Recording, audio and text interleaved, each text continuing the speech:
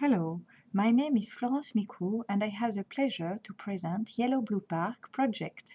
Its aim is to create an integrated multifunction center combining a campground, a campus and a community enterprise center for the best use of space and facilities to enhance interactions and benefit from synergies. Why do we need this place? Because it is important for the people in Wanaka. Lake Wanaka Tourism launched in May 2010 the branding of the world's first protected lifestyle reserve. I quote, "Wanaka combines spectacular scenery with a genuine sense of community where operators are passionate about sharing their way of life, environment, and what they do." In the Shaping Our Future process, people throughout the district brainstorm a 21st century vision, and their top values are to preserve and enhance the environment, a diverse economy, more engagement in governance, infrastructure and facilities, community development, education, and building self-sufficiency. We propose to walk the talk. This project creates economic, social, and environmental value and answers to these complex social aspirations. In Yellow Blue Park, there will be tourists coming for vacation in Wanaka, mostly during the holidays, to enjoy peace and excellent facilities. Otako Polytechnic offers to be long-term tenants and develop or redevelop a campground in the best way possible as part of applied studies. Tertiary education and courses will add income and occupancy between peak seasons. The community will also use the space for local groups meeting and activities and as a social enterprise hub. All these people will meet, share, discover, experience, be inspired, and learn solutions for living safely and in a fulfilled way for now and into the future in our stunning environment. So, what will we gain? We will gain social value. This place will reflect how we value the people, Te Tangata. Manaaki Tanga means hospitality and kindness. Literally, mana means power, aki means inducing, encouraging, and tanga transforms these nouns into an action verb. It is the hosts welcoming the visitors, showing them how important they are, as well as showing how good hosts they can be, increasing both parties' empowerment and positive feelings. So tourists will have an added value to their stay, meeting the locals, being welcomed and sharing stories, feeling like visitors, not just tourists, for a genuine experience in our town. This special place will increase our pride in our town, just like we are proud of our puzzling world. Having a place where everyone always feels welcome will improve the sense of belonging. It will be a together place to alleviate loneliness and to increase participation.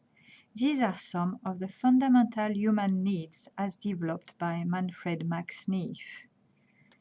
The courses, workshops, events and facilities will raise the community skills and education level, improving the district in all aspects.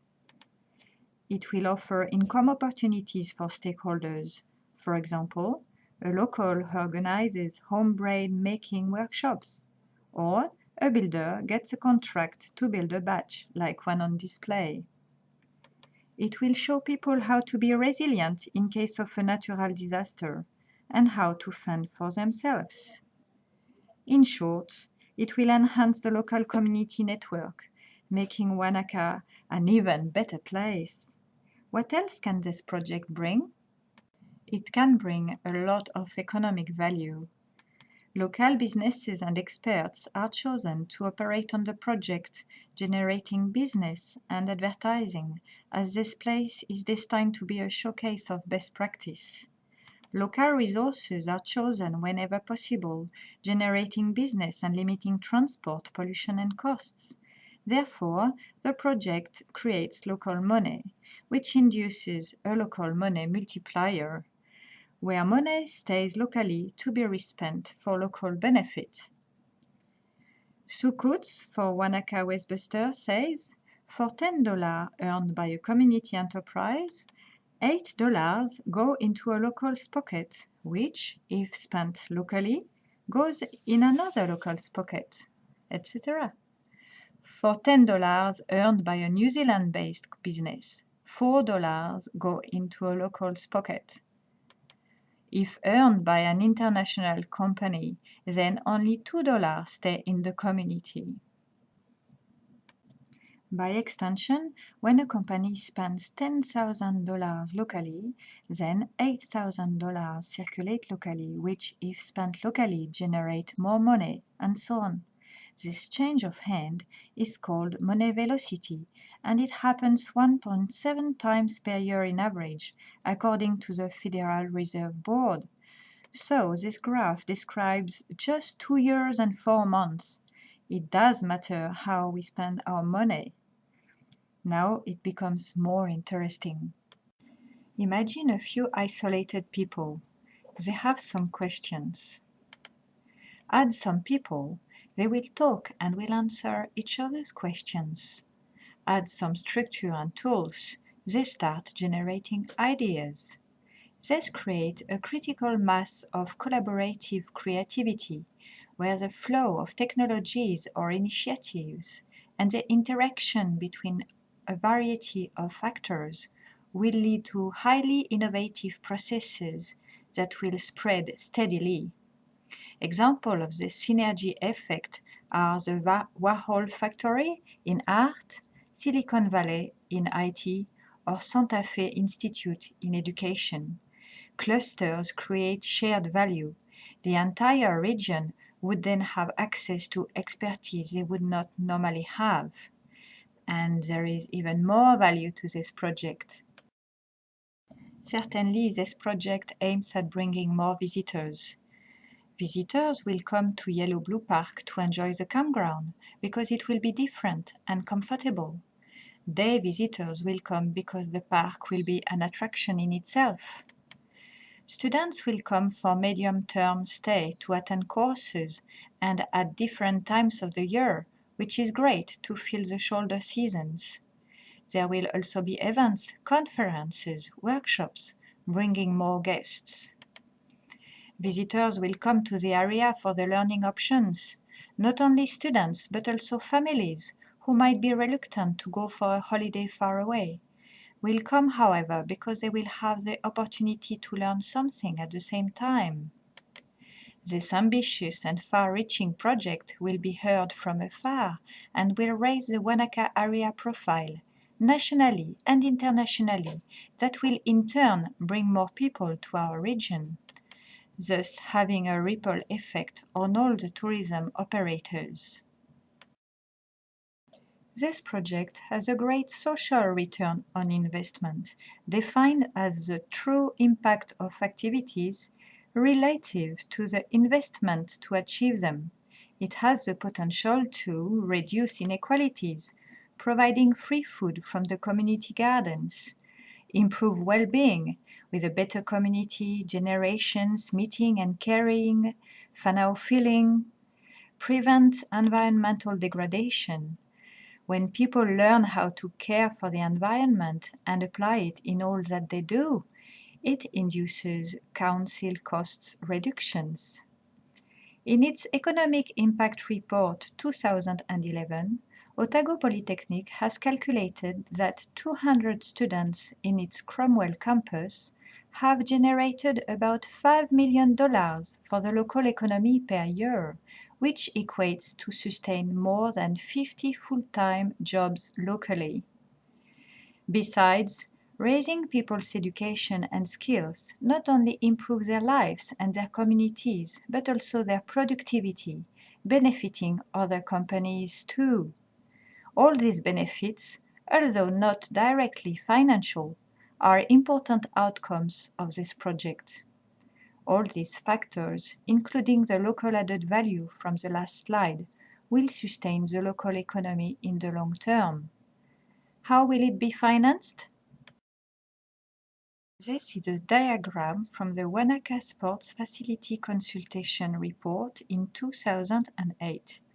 Overall, it shows that the campground is used under its capacity, with a peak in January. In our project, starting with a modest estimation of 50 students, the campus would bring 30 flatting students each term month, and events and workshops would add, say, 200 participants for 5 days each month. That is 20% more camping nights, with lots of potential to grow. Incomes will increase because Otago Polytech will be anchor tenant and pay the rent. Facilities will be used all year round. And there will also be incomes from workshops, conferences, events, day tourists, business showcase and sponsorship, and space rental. For community events, shared meals, home skills workshops, there could be koha. And there will be cost reductions, because running costs will be lower than an average New Zealand campground, thanks to the designed features. Bob Willard has calculated that the savings from a sustainable design can increase profit by at least 38%. Besides, a lot of work will be done by volunteers and students while learning, supported by experts. The rest will be financed by a combination of private and public partnerships. Who will make it work? Imagine a campground management caring for visitors, mostly during the holidays. Imagine a tertiary education organization who develops its learning programs during school terms. Imagine a community center that hosts meetings, workshops, events, exhibitions, and provides information all year round. This project is about different entities wanting to share the same facilities, mostly at different times. We need a governance structure that enables various entities, public, educational, community and private, to operate under the same principles towards a common vision, and that enables this place to become a generator of genuine wealth for Wanaka and the wider region. Choices include, but are not limited to, social enterprise, trust, cooperative, industrial and provident society, etc. Choosing the governance structure will depend on the stakeholders involved and whether it is public or private land. It will be the next step of this project. So now we have described our project and its advantages, the what and the why. How are we going to make it well? To do it well, let's ask ourselves a few basic questions. What does such a place depend on? Energy? We could improve buildings for energy savings. Water? We need to manage water sparingly. Transport to bring goods and people? We could choose local goods. We can help people get around with less oil use. Land, building and equipment, investments and people? Well, we are here to attract them. What would this project deliver? Holiday facilities, courses, community development. What is really delivered? Wellness, wealth, togetherness, learning, rest and safety. And what is left? Waste, wastewater, and empty space most of the year? Our project aims at zero waste, water management, and filling the space. With all this in mind, we have to follow these principles if we are to create a world-leading example of integrated design where visitors and locals participate in community. All design and actions will avoid creating waste and reduce the volumes of waste produced. All design and actions will reduce fuel consumption and dependence on non-renewable sources. Design and actions will enhance ecosystems and biodiversity and avoid use of pollutants. Design and actions will benefit staff, community, customers, and stakeholders. Design and actions will ensure maximizing the use of resources. Design and actions will lead to cost savings and a wide variety of sources of incomes. Many places in the world follow similar principles. This project is not alone on Earth. For example, this is the Society, Appropriate Energy Pioneers in Wales. Here is Schumacher College, Holistic Tertiary Education in England. Hammarby, a whole district designed with integrated planning, innovative solutions, and new technologies for the best environmental solutions in Stockholm. The Finnhorn Foundation, a spiritual community, learning center and eco-village in Scotland. Terre Vivante Practical Ecology Center in France, where I worked for 7 years as information manager and helped set it up. This is Ceres Community Environment Park in Melbourne, Australia, or a Green Globe certified campground in Brittany, and many more. There is, however, no exact equivalent structure to my knowledge. Therefore, Yellow Blue Park is a model that could spread throughout the world to contribute to a better planet by enabling a variety of people to experience, learn, apply, and innovate the best sustainable practices. We can get inspiration and ideas from all these places. At Yellow Blue Park, we will design, build, and showcase a diversity of toxic-free multifunction buildings made of local materials, comfortable and beautiful. Like this wood interior by local architect built for you, like adobe houses by local down-to-earth building or in Solscape, like sandbag houses in Affy Farm, like straw bale houses as local company Strawmark built them, like this timber house in Solscape, or this roamed earth decorated wall in Affy Farm. At Yellow Blue Park, we will practice and demonstrate reduced dependence on non-renewable energies by design, like this 45 square meter solar water heating roof in the Brittany campground, like this well-insulated building shown to visitors at the Rocky Mountain Institute, like triple glazing, like passive houses built by local company Vicus, not to forget transport solutions like the poo-powered rickshaw from Denver Zoo, or any initiative that reduces oil dependence. At Yellow Blue Park, we will care for water, learn how to use it sparingly, harvest it from roofs and purify it with reed beds. The project aims at zero waste, with compost toilets to produce biogas, with zero packaging promotion, and the rest will be recycled at Wastebusters. At Yellow Blue Park, people will learn how to grow productive toxic-free gardens, then prepare together and share the food from them, like in Terre Vivante and Finnhorn. And Yellow Blue Park will be restorative, helping wildlife, and also have explanatory signs and natural play areas, a library, a plaza for outdoor lectures, for the farmers market, concerts, or just to hang out, and whatever idea, as long as it follows our principles. Are you starting to visualize the idea? Does it rock your boat?